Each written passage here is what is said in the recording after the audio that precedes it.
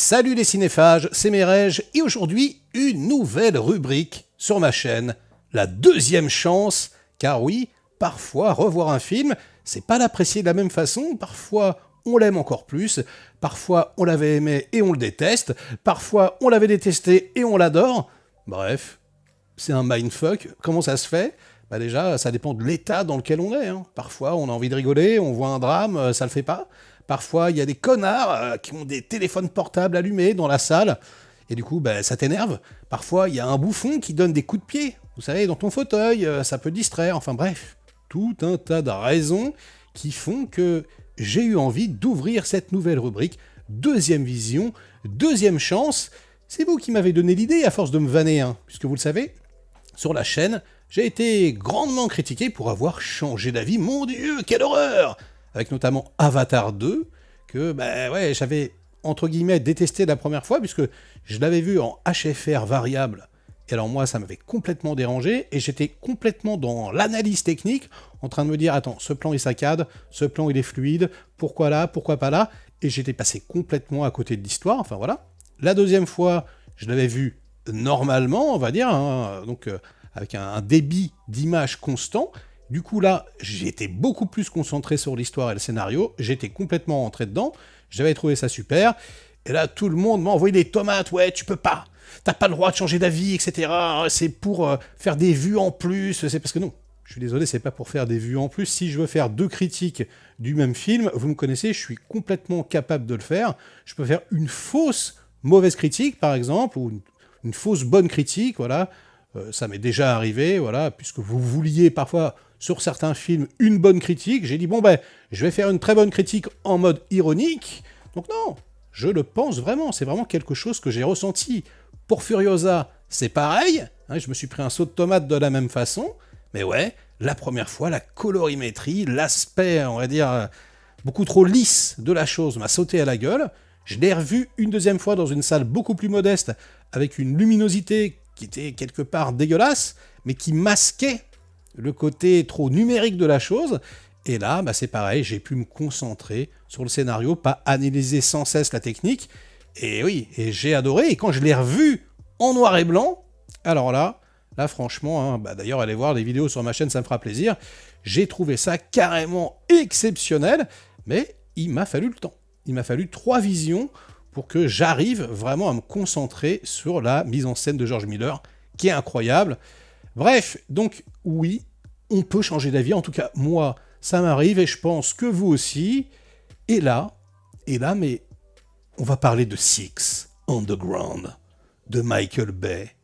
Donc une production Netflix à 150 millions de dollars. J'étais passé complètement à côté de ce film. Mais vraiment, et pourtant, j'adore Michael Bay, hein.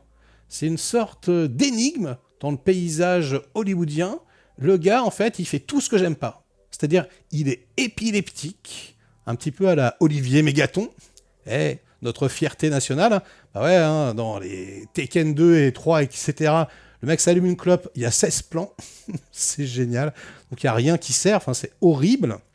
Sauf que Michael Bay, il fait ça avec une facilité déconcertante, avec un sens du montage hors du commun. Alors c'est un clipper à la base, hein. D'ailleurs il était très pote avec David Fincher, et si vous comparez les premiers clips de David Fincher et les premiers clips de Michael Bay, vous allez voir que Michael Bay lui a pompé énormément de choses, et c'est assez marrant, en fait c'est un peu comme si Michael Bay, quelque part, c'était un David Fincher qui n'aurait pas évolué, si vous voulez. La version adolescente, la version ultra vénère, la version clipesque de David Fincher, c'est assez rigolo. Et il a signé parmi les meilleurs films d'action que j'ai jamais vus, hein.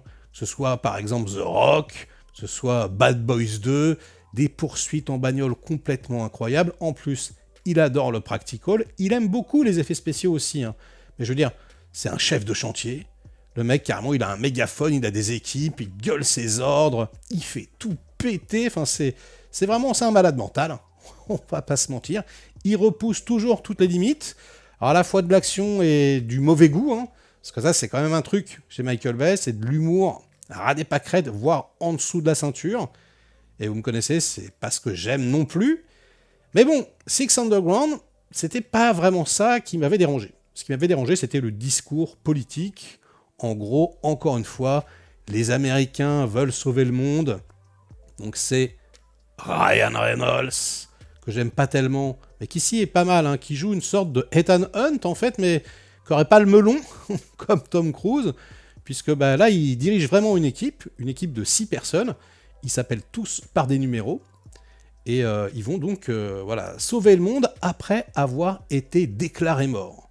C'est-à-dire qu'ils n'ont plus d'identité légale, ils doivent se planquer, ils n'ont plus le droit de parler à leur famille, etc. Et ils s'appellent tous par leur numéro. Voilà, ça va Six? Ça va Tree?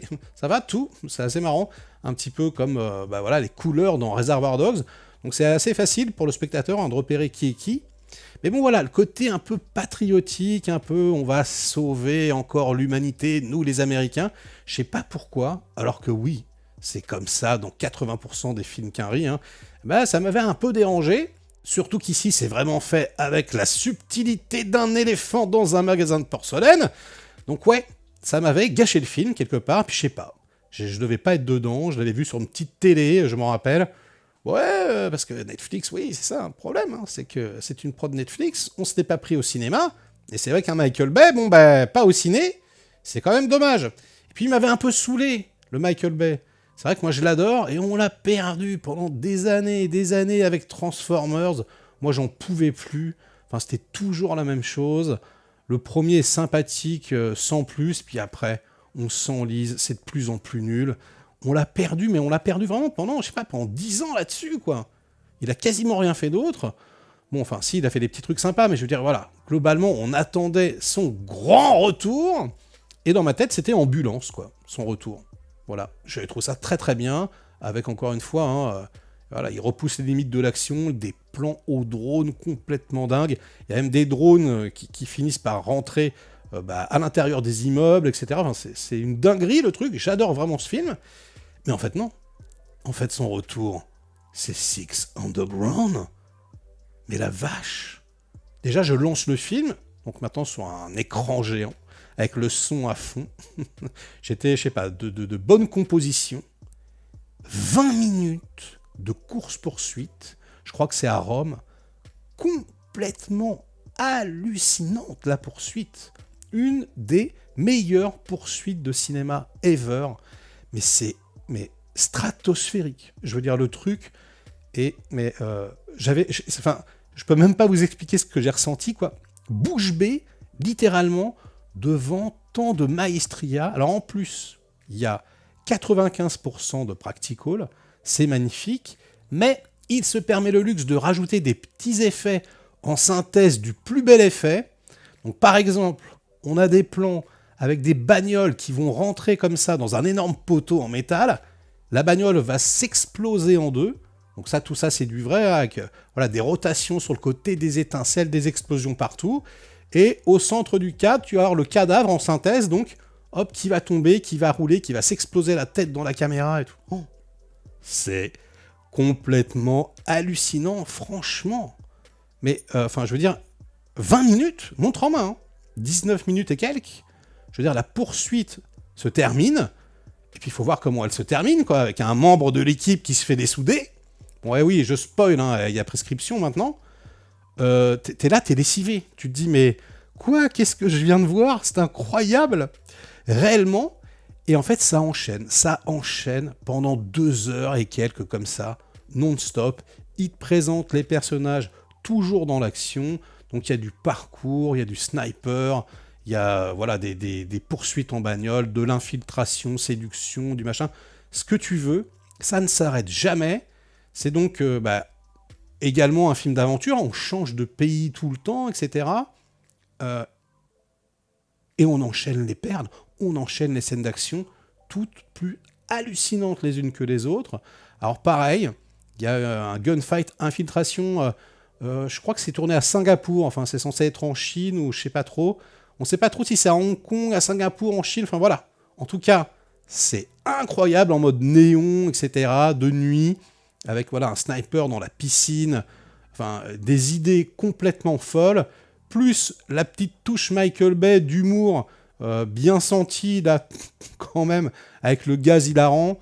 Enfin voilà, et un des protagonistes qui perd, voilà, qui a un masque qui marche plus trop, du coup il se marre en même temps. Et puis voilà, donc t'as les gunfights, t'as les scènes d'action pendant que tout le monde est en train de se marrer.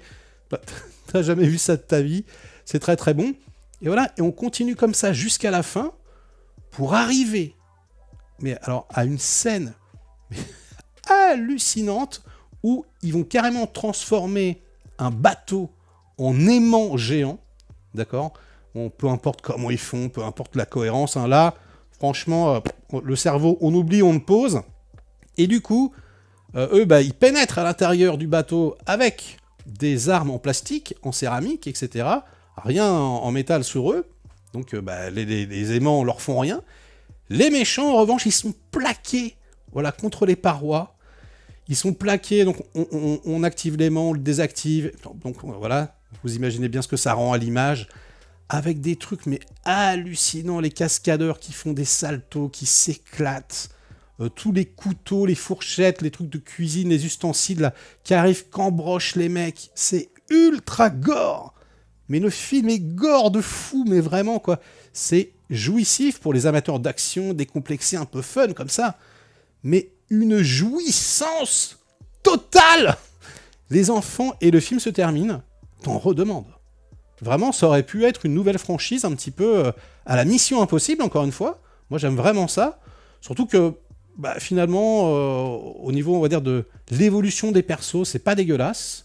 D'ailleurs, l'utilisation des chiffres et de leurs vrais noms et prénoms est intéressante, je trouve, dans le film. Enfin, c'est pas nul, quoi. Ça se tient. Si bien que j'ai changé d'avis. Évidemment, ce film est une dinguerie. Et ce n'est plus Tyler Rake, mon film d'action préféré Netflix, qui est génial, hein, Tyler Rake, on le rappelle. C'est une folie furieuse. Mais non, là, ça y est. C'est Six Underground. C'est Michael Bay.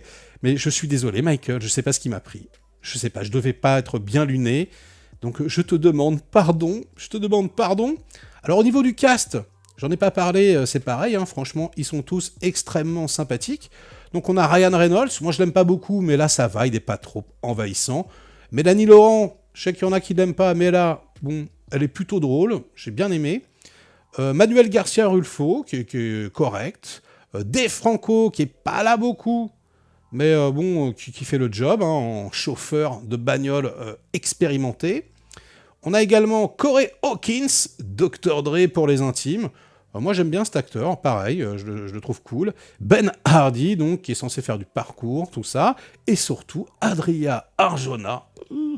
Incroyable, franchement, elle est magnifique, elle joue trop bien, elle illumine l'écran. C'est dommage, elle est un peu sous-exploitée dans le film, je trouve. Elle a dû être coupée au montage, je pense, parce que ils ont tous quelque part une spécificité. Et elle, on sait pas trop, enfin voilà, ça passe un peu à la trappe.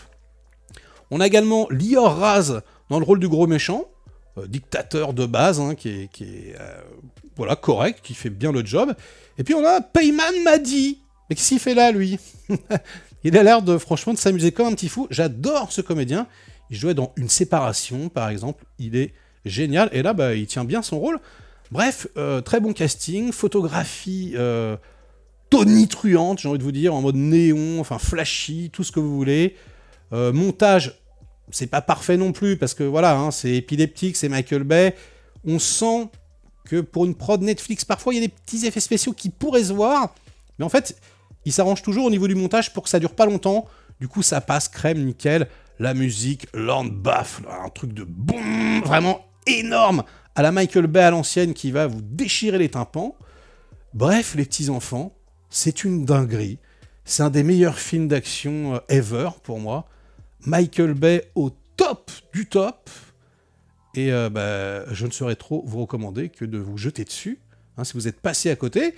Et sur ces bonnes paroles, ce sera la fin de la critique, mais pas de la vidéo, car vous le savez, c'est maintenant le cas pour toutes les critiques de la chaîne, une petite image subliminale. On joue à une image subliminale, attention, regardez bien, vous allez devoir retrouver le titre d'un film.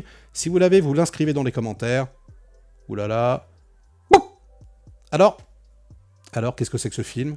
Qu'est-ce que c'est que ce film, les enfants? Allez, je sais que vous l'avez vu, évidemment, c'est un chef-d'œuvre. Je vous l'annonce, il n'a jamais été détrôné. Car oui, petit indice, il y en a eu plusieurs. Attention, j'y retourne, je vous remontre la même image, mais avec un tout petit peu plus longue. Hein. Attention, c'est parti. Pop.